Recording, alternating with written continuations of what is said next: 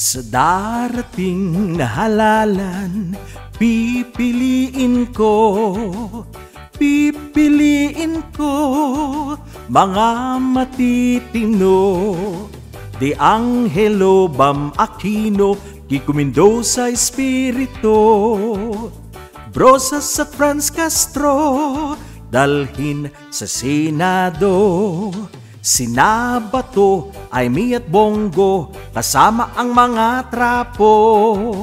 Kasama ang mga trapo, wag na nating iboto. 1, 2, 3, hello ICC, pasok na kayo dali. Wag papatay-patay, baka tumakas si tatay. DDS ni Duterte, di na mapakali. Sila ay mayayari dahil bagsak na kanilang hari. Sa pagpili ng kandidato, maging matalino. Isipin ang hinaharap, wag iboto ang mga kurap.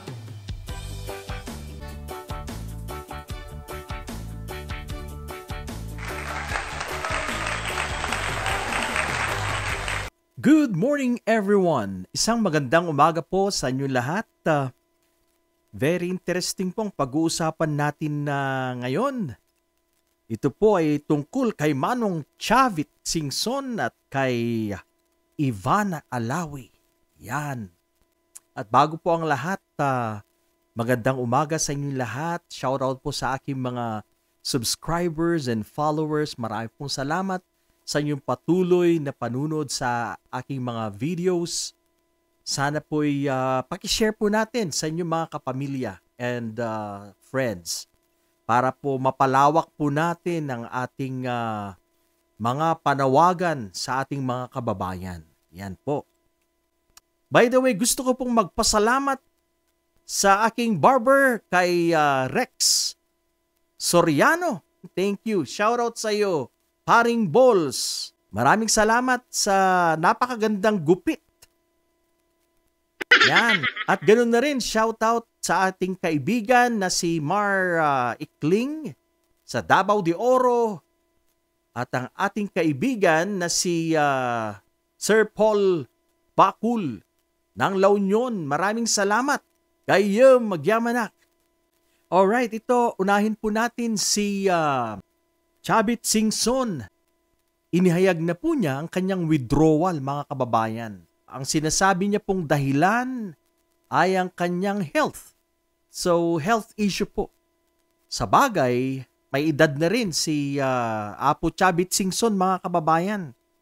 Kaya siguro nakapag-isip-isip siya na mag-withdraw na lang sa nalalapit na eleksyon sa Mayo. At besides, medyo malayo siya sa survey. Kaya siguro napag-isipan niya na there are so many ways to serve the people. Kaya nag-withdraw na lang siya, mga kababayan. You know, this is a good move, mga kababayan. At sana sumunod din kay Chavit Singson. Ang mga iba pa pong tumatakbo ngayon, dapat mag-withdraw na rin. Marami po sa kanilang dapat mag-withdraw na rin sa kanilang mga senatorial bid, yung mga tumatakbo pong mga kandidato na hindi naman qualified actually.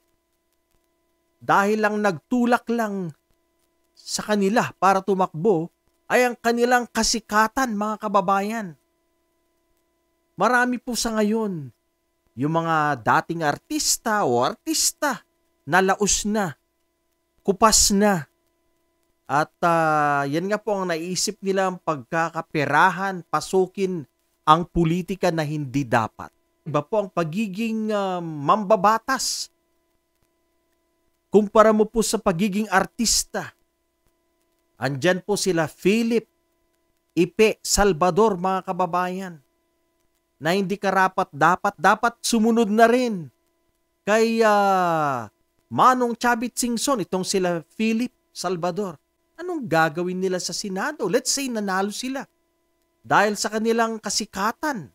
Actually, hindi na pala sikat ngayon. Kupas na mga kababayan. Anong magagawa nila sa Senado? Kailangan ng malalim na pag-iisip. Ito ay hindi pelikula o boxing sa loob ng Senado, mga kababayan. Sana naman, mag-isip-isip ang mga tumatakbong senador. Meron pa pong oras, kagaya po ni Sir Chavit Singson. Mag-withdraw na kayo dahil siguradong magiging circus sa loob po ng Senado kung kayo'y nanalo. Kagaya po nila Ipe.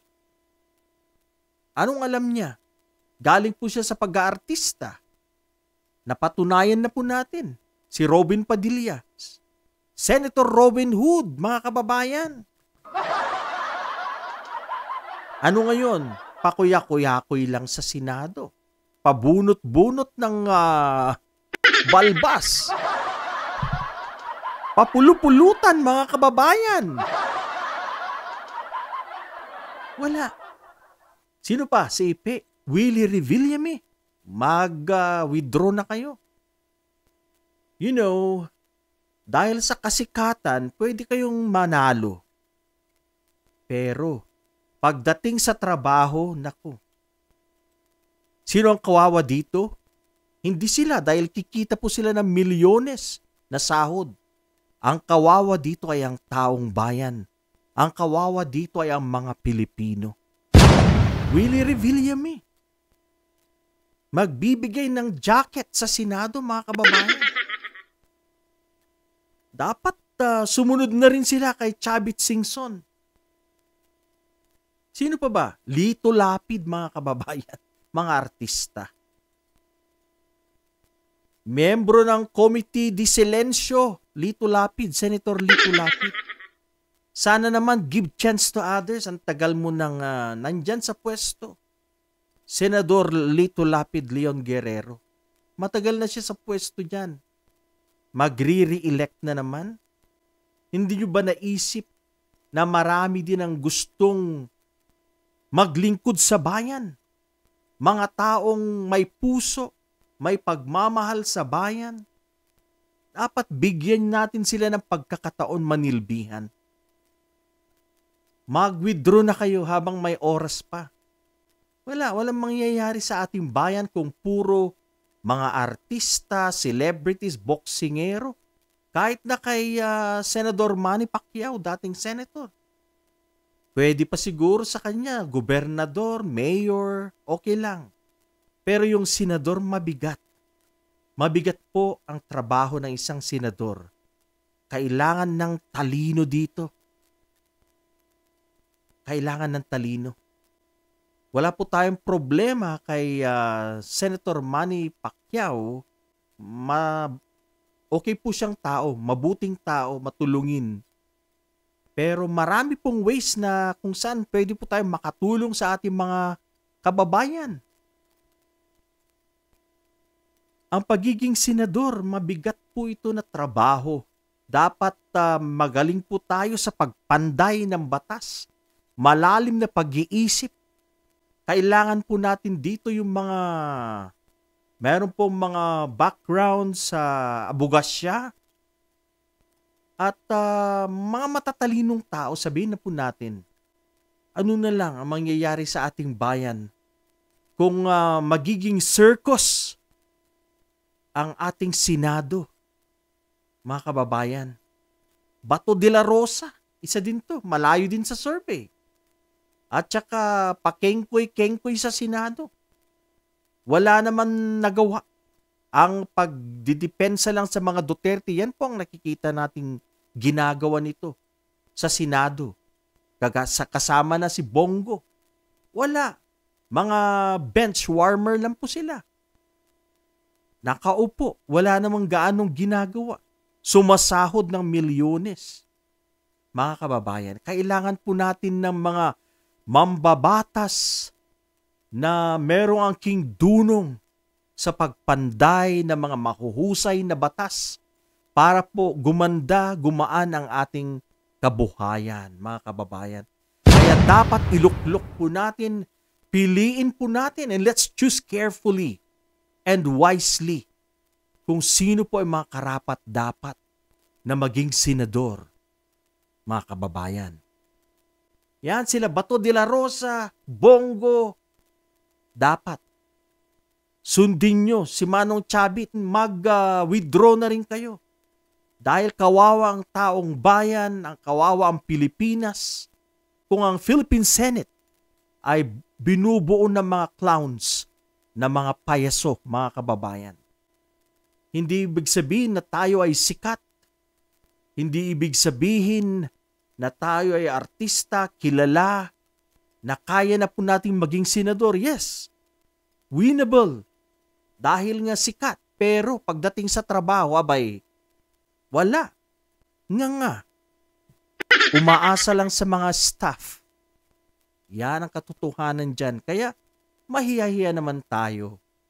Bigyan natin ng pagkakataon ng mga taong gustong manilbihan, mga taong karapat-dapat na maging senador ng bayan. Buti pa to si Ivana Alawi, mga kababayan. Nagustuhan ko po yung comment niya. Sabi ni Ivana Alawi, mga kababayan, kapag papasok ka sa politics at ipaglalaban mo ang Pilipinas, dapat may utak ka. Correct. At hindi lang yun, dapat may laman ang utak mo. So ito ay bullseye kina Bato de la Rosa, Bongo, kina Lito Lapid at iba pa. Dapat merong laman ang utak. Hindi lang yung sikat ka, kaya ka naupo dyan. Pag pinasok mo ang politika, nagserbisyo ka sa Senado, dapat alam mo ang iyong trabaho. Hindi yung umaasa ka lang sa iyong staff.